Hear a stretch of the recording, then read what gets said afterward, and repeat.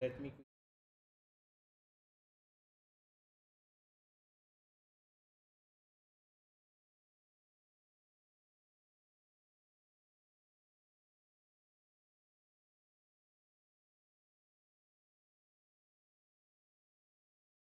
I don't. I'm audible. Okay, I think I'm audible. Anyways, let me know if you have any issues like hearing me or something. So hi everyone, and today we'll be again like solving two more problems. Now we are almost towards the end of this series. Like as promised, we'll be completing in 20 days. And today I believe is 26th, so we'll have three more sessions after this. Now today we'll be again solving two problems, and I'll not be giving any homework as of today, because again like I'm pretty sure that you already can take up problems on your own, or similar problems on your own. You already have developed that habit. So I'll not be giving any homework for today as today, but yeah, like next day we can see some homeworks are needed, right?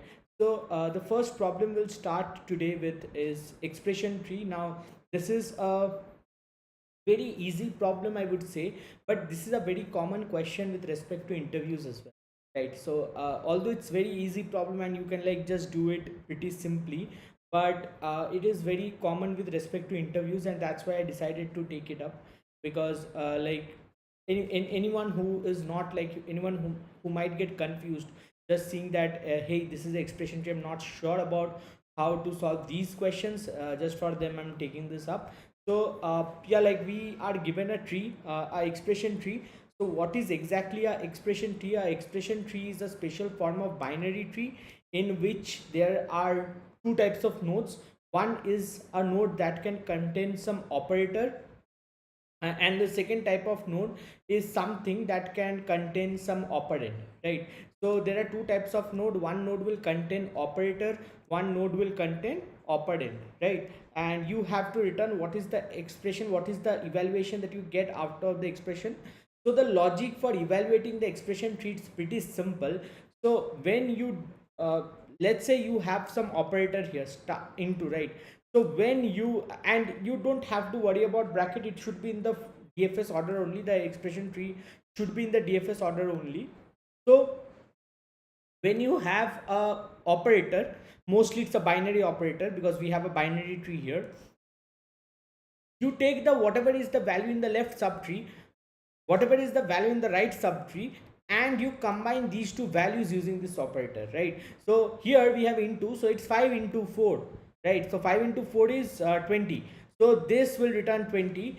This is 100 minus 20, that is 80. 20 plus 80, and 20 and 80, and this plus here. So the left subtree gives 20, right subtree gives 80, and we get the output of 100, right? So this is basically expression tree, and there's nothing actually to understand this, like it's pretty simple. So let's actually quickly understand how to solve this anyways. So let's say we are given something like this into, right, into plus minus divided by uh, let's say 6 3 1 5 4, something like this, right? So what is the expression evaluation? See, 5, first of all we'll do a DFS. So what we'll do, we'll start from here. We see that this is not a leaf node. We'll go to the left subtree. In the left subtree we see again this is not a leaf node, so all the leaf nodes will be the data, like it will contain some data, right? And all the non-leaf nodes or non-terminal nodes, they will contain the operator, right? So we'll go to this node and this node. Now this is 5, this is a leaf node, so this will return 5, this will return 4. Now we come back to this node. So what do we have? From the left we have 5, right we have 4, operation is plus, so 5 plus 4 is 9, so we will just return 9 from this. Now we'll go to the right subtree. The left subtree has been explored. The right subtree, we come to this node minus, we'll go to this one and this one. So this is operator again. So we'll go to this one and this one. This will return 6. This will return 3. So what is the operation here? By, so 6 divided by 3, that is equals to 2. So this will return 2. This returns 1. This is a one integer, so this returns 1. So 2 minus 1, that is 1, so this will return 1. And finally we have multiplication, so 9 is what is written by the left subtree, 1 is what is written by the right subtree, and we have 9, right? So this is how we get the expression. So this is exactly how you'll solve the problem, so you don't have to worry about how the elements are ordered or how the ordering of the operators is. Just remember that it should be ordered in DFS order fashion, like you do not have to apply any rules like BODMAS and these things, because like here you might think that we want to do multiplication before, but again, like we cannot do multiplication before until this expression is evaluated. So that's why it makes more like it is something like this: 5 plus 4 and then into the remaining expression, right? So that's basically the idea. So let's quickly write the code and then we can move to the next problem. So again, like we can check here how we can check if it's a leaf node. So if root of left equals to null, if it is root of left is equals to none, then in that case this is a leaf node, that is it contains an integer. So what we want to do is we want to convert this to an integer. How do we convert to an integer? I think how do we convert a string to an integer? To integer or something like that is there. Percent. Let's see. C++ convert string to integer. ToString is there to convert integer to string, and s2i is there. Yes, s2i is there. So return s2i of root of data, right? So just remember these methods as well, right? These methods will definitely help you. Like you can definitely write your own method to convert a string to an integer, but again, like if you have some inbuilt method available to you, it's always better, right? Similarly, to convert an integer to a string, you can use the toString method. So there is a toString method that will take an integer and it will convert into a string. So definitely just remember these methods because they will be very handy, like when you're writing your code. So root of left equals to null, so in that case it is a leaf node, so we'll return the s2i. Otherwise else, right, else will return combine of okay, so we'll get the value int left val equals to eval tree root of left, int right val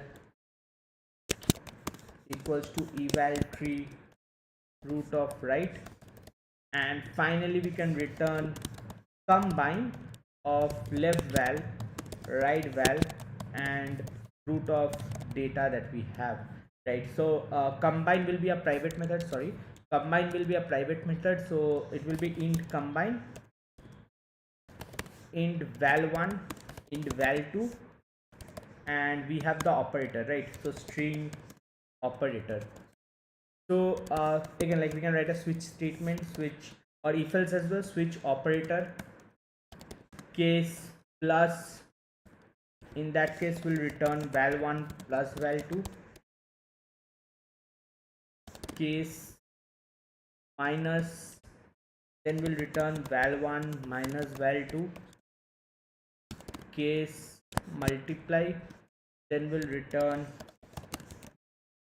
val1 into val2, case divide will return val1 divided by val2, and default we will return something. We should throw an error, but again, like it's not needed here, so return will return something -1, right?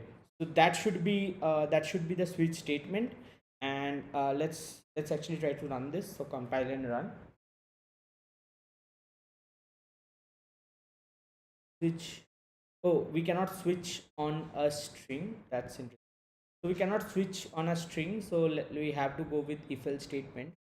So if op equals to plus, then we'll return val1 plus val2.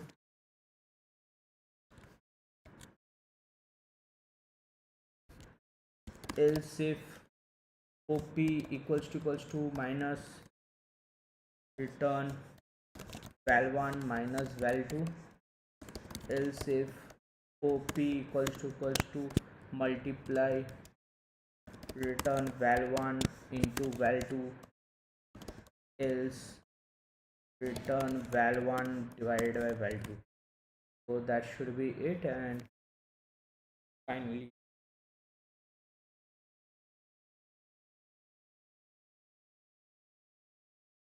so this is working. Let's try to run this. And also, like, is there a corner case that we need? Okay, so this is working, right? This is working.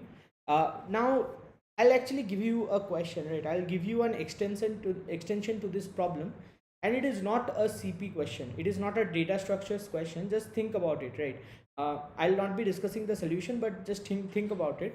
So let's say we want to extend this, right? We want to extend this in a way that uh, we can later on add any number of operations. So the code should be extensible, right? So whenever I say the code should be extensible, you have to make it in such a way, like you have to use some proper design principles. Now again, like there are multiple of them, you can read about them, right? But yeah, like what it means is this code is not extensible. That means whenever this is partially extensible, like whenever you want to add a new operator, you have to come to this combine method and add the else if statement like this. But again, this is not how it violates a lot of principles like the open close principle and these things. So what you can try doing is you have to extend this code into, like, try to make this code extensible. That is, you can support any number of operators in the future. Like whenever you want to add a new operator, it should not be a big problem. Like you do not have to make a lot of changes, right? And also you do not have to make changes to the existing code that you have. So like the more you can try to avoid that, the better it is. So maybe think about how to make this extensible with respect to the operators that we support and the type of operators as well. Like right now we are only supporting binary operators. Can we support ternary operators, unary operators, n-ary operators like sorting and these things? So can we do that as well? So maybe like just think about that. Again, like it's not very important, but like it's a cool extension to this problem, right? Anyways, like if you're given the question to solve expression tree, this is like how you write the code. So maybe just focus on this. But again, like if you want to think about it, then you can think about it. All right. So coming to the next question that we want to do. Now this is a good question actually. So it is again, like it is it is a very common question. In fact, it is very popular question with respect to interviews as well. Like there are multiple variants of these questions, this type of questions that are often asked in interviews. So it is very like important with respect to interview. So the problem is pretty simple actually. uh, so you have to find the unit area of the largest number region of ones. So you are given a grid of dimension n cross m containing zeros and ones. Find the unit area of the largest region of ones. Region of ones is a group of ones that are connected 8 directionally. So horizontally, vertically, diagonally. So you can connect ones horizontally, vertically, diagonally. You have to find the largest region of one, that is the largest number of connected ones, right? Largest number of connected ones. So for example, here we have 11100 like this. So the largest number of connected ones will be this plus this plus this. See, all of them are connected. How? Because from here it is connected by going down. Here it is connected to this by going diagonally, right? So all of these are connected. So the largest region of connected ones will be 5, right? It will be 5, and we have to do this in n into m time. All right. So we are given a grid. Let's understand how to solve this.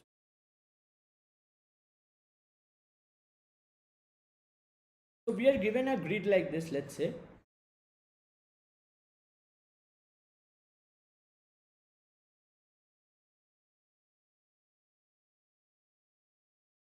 100 1.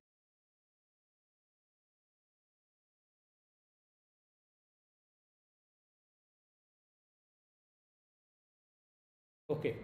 So this is, let's say this is the grid that we have. So what is the maximum number of connected ones that we have? So what are the connected ones? See, this is a set of connected ones that I'm drawing here. This is a set of connected ones that we have. The second set of connected ones will be this one. So what is the maximum number of connected ones? Here there are 1, 2, 3, 4. Number of connected ones in blue is 4. Number of connected ones in red is 1 2 3 4 5 5. So the answer to this problem, will be 5, right? The answer to this problem will be 5. Let's say we'll just make an exception here. So let's say this is also a 1. This is also a 1. In this case, however, the largest number of connect, now what are the connected ones? Everything becomes connected, right? Like if you think about it, everything is now connected. So everything is connected like this. So number of connected ones is 5 plus 4, 9 plus 1, 10. Number of connected ones would be 10 in that case, because from here this is connected to this one diagonally, right? So this was connected, this was also connected, and now these two are connected diagonally as well. So we have to find what is the maximum number of connected ones in this grid, right? In this grid, what is the maximum number of connected ones? So that is the question. Now how can we do this, right? How can we do this? So whenever in a grid, right, whenever in a grid, just see a few things. Whenever you are in a grid, you are allowed to move in 4 or 8 directions. Whenever in a grid, you are allowed to move in 4 or 8 directions, right? Whenever you are allowed to move in 4 or 8 directions. 4 directions means up, down, left, right. This is 4 directions. 8 direction is up, down, left, right, diagonally. So whenever you are allowed to move in 4 directions or 8 directions in a grid, you just think it to be a graph. Most likely the problem, if not in all cases, most likely the problem will be graph. I think it will always be a graph problem, but there might be some exceptions that are made. So in most cases it will be a graph problem. So try to reduce this problem to a graph. How do you construct a graph out of a grid? By using this connectivity logic, like, right? So this cell, let's say this cell, let's mark a cell. So let's say this cell, right? This cell is connected to this cell. So you draw the connectivity like this. This cell is connected to this cell like this. Similarly, this cell is connected to this cell like this. You create a graph like this. Basically, you use this connectivity rule, like whether you can connect 4 direction or 8 direction.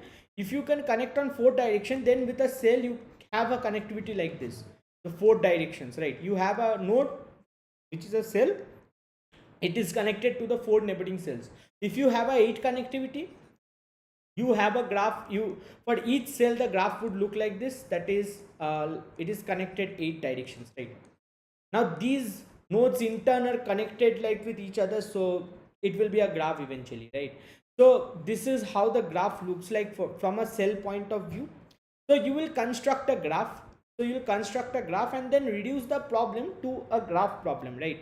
Instead of treating it to be a matrix problem, you will treat it to be a graph problem. Now what was the problem with us? The problem that was given to us is we have to find the max number of ones, max number of connected ones. So if we reduce this to a graph problem, right? If we reduce this to a graph problem, and we will not just create an entire graph, what we'll do is we'll add two edges, like add two nodes. If both the cells are neighboring and they contain one, neighboring as in 4 direction, in 8 directions it is available, they are like connecting, and it is both of them are 1, in only that case we will treat it to be a graph. We will treat it to be a valid edge, right? So let's construct a graph for one of our matrices. So let's say we take the matrix like this.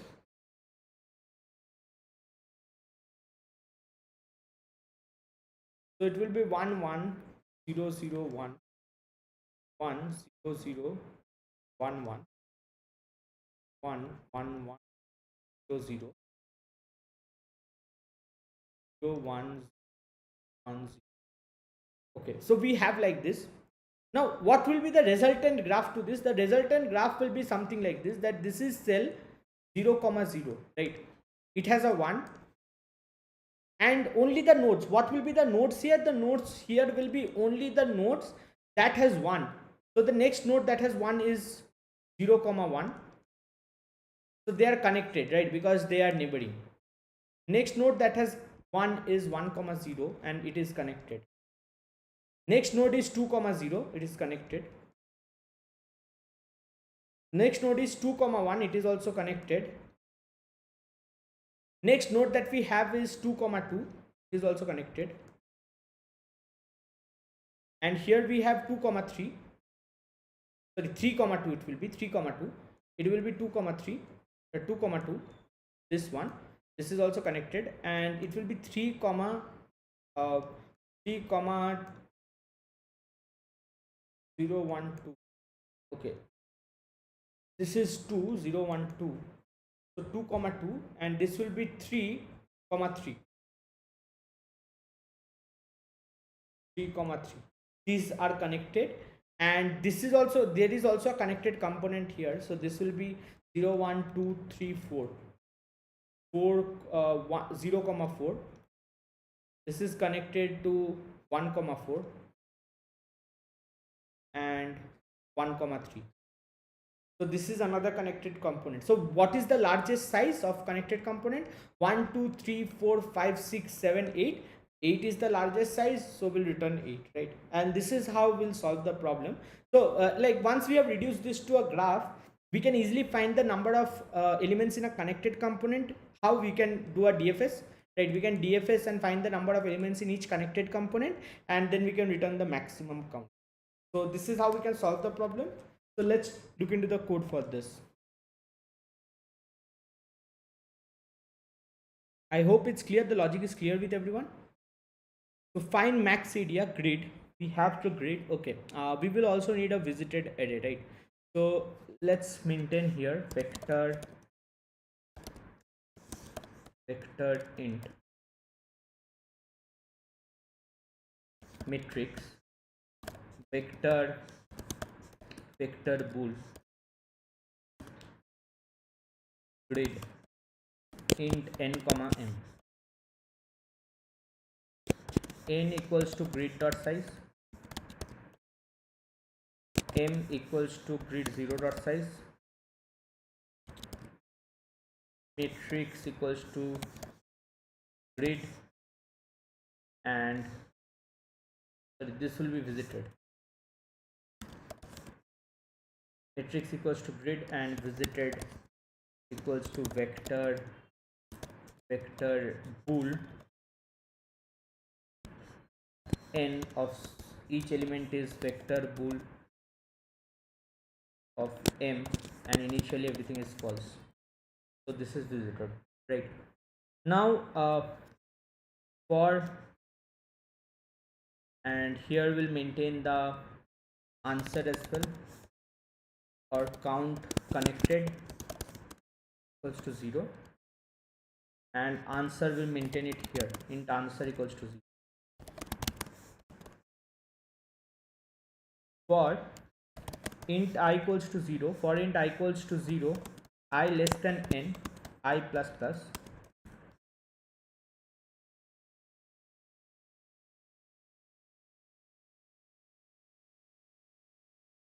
for int j equals to 0, j less than m, j plus plus, if not visited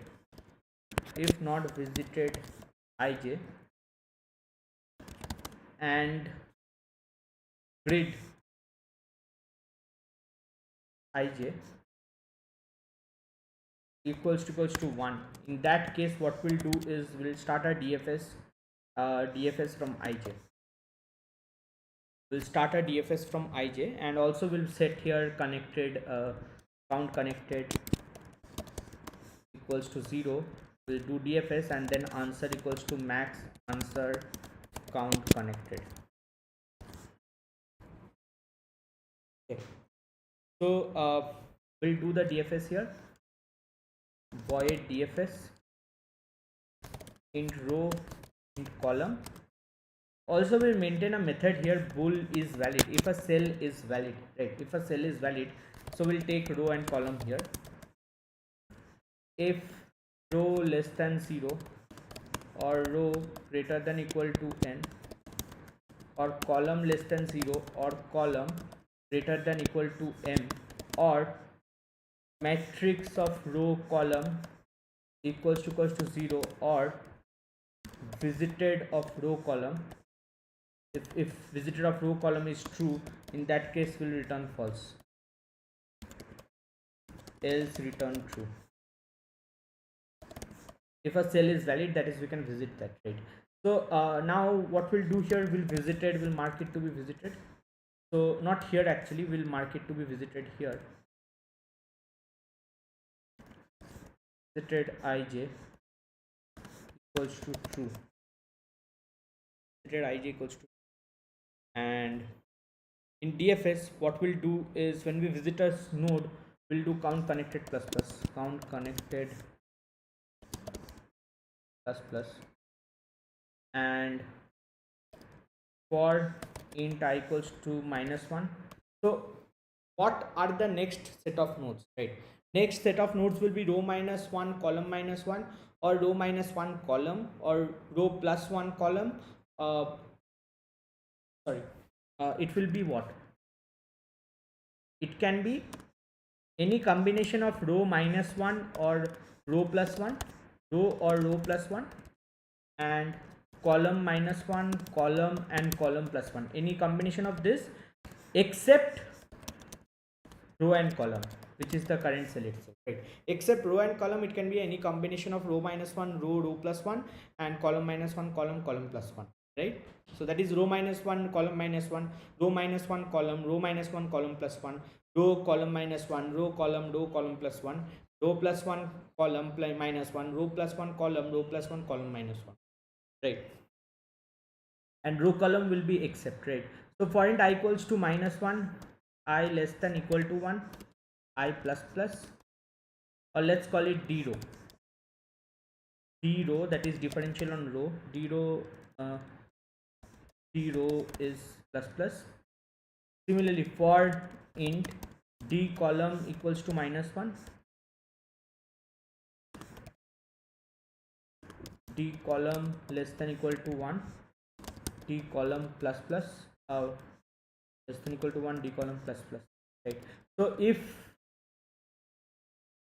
d row equals to 0 and d column equals to 0, in that case continue. Otherwise int next row will be what? Next row will be row plus d row. Similarly, int next column will be row plus d column. Now if is valid next row next column visited next row next column equals to true, and will DFS next row next column, right? Will DFS on that column. So finally we can return -1, return answer, which is the maximum size of connected number, right? So this should be the code, and this is how we do DFS on a matrix. So create a is valid, that is, well, like that will return false if a combination of row and column is invalid. Like invalid, it can be anything, it can be out of bounds of the matrix, or it can be like some cells that are blocked or something like that, or a cell, if a cell is visited, it will return invalid, it will return false, otherwise it will return true. And then you can go through all possible, from a node, that is from a row and column, you can go to all possible adjacent row and columns, or the connected ones, and then in that then from there you can check if it is valid, and then you can do a DFS, right? Got it. So let's compile and run and see if it's working.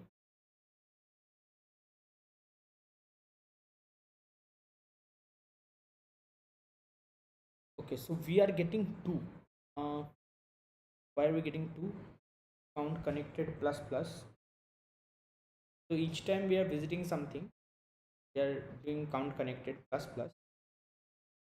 So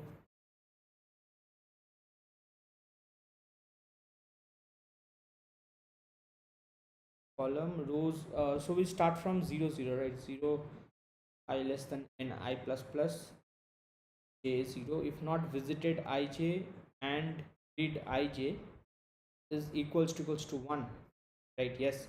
So in that case, we'll start from 0 0. Let's say visited ij equals to true. Yes. Count connected is equals to 0. We'll do dfs ij. Yes. And we'll do answer equals to max of answer count connected. So here we are doing count connected plus plus whenever we are visiting a cell. Now we are trying to go to the next set of rows and columns. So d row equals to -1, d row less than equal to 1 0 plus plus. So it will be -1 0 plus 1. Similarly, d column will be -1 0 plus 1, and d row and d column is 0, then continue. Otherwise, next row is row plus d row. Next column is row, not row, it should be column plus d column. Column plus d column, and then we can do. I think that was the mistake. So yes, now it is working fine. So let's try to sum.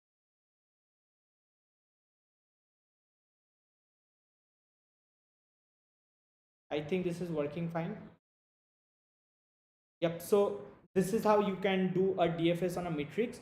So again, like just to recapitulate again, if you have any problem where in the matrix you are allowed to move in all four directions, in that case it is more likely to be a graph problem. If the move is restricted to three directions or two directions, in that case it might be a dynamic programming problem, right? It might not be always the case, but in most cases it's something like this, that if you're given movement in four direction, it is no ways a dynamic programming question, right? Because you will not get a overlapping substructure. But if your move is restricted in three directions, you can actually make it a dynamic programming problem, provided you see that you are not visiting a node again and again, right? You do not have an infinite loop condition. So in that, so generally if you have four directions or eight directions, it's a graph problem by default. Just treat it to be a graph problem and reduce it to a graph, and try to understand like how you can solve that problem with respect, if it's a graph.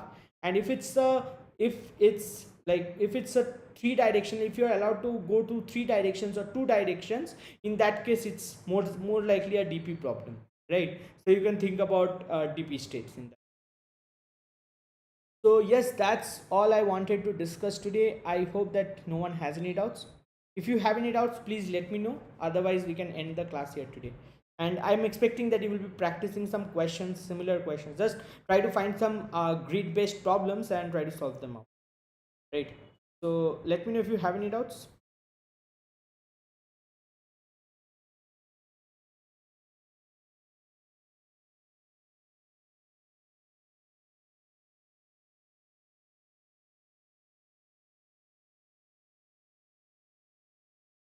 Let me know anyone has any doubts. And if don't, then end the class.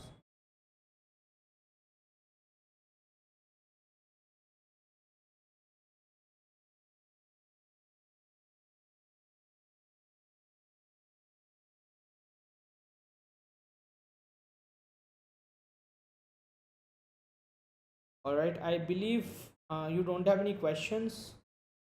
So yeah, like just try to solve this. Try to solve similar questions, and I'm pretty sure that you'll get a hold of these. Right. So thank you guys for joining in, and I'll be seeing you on Monday.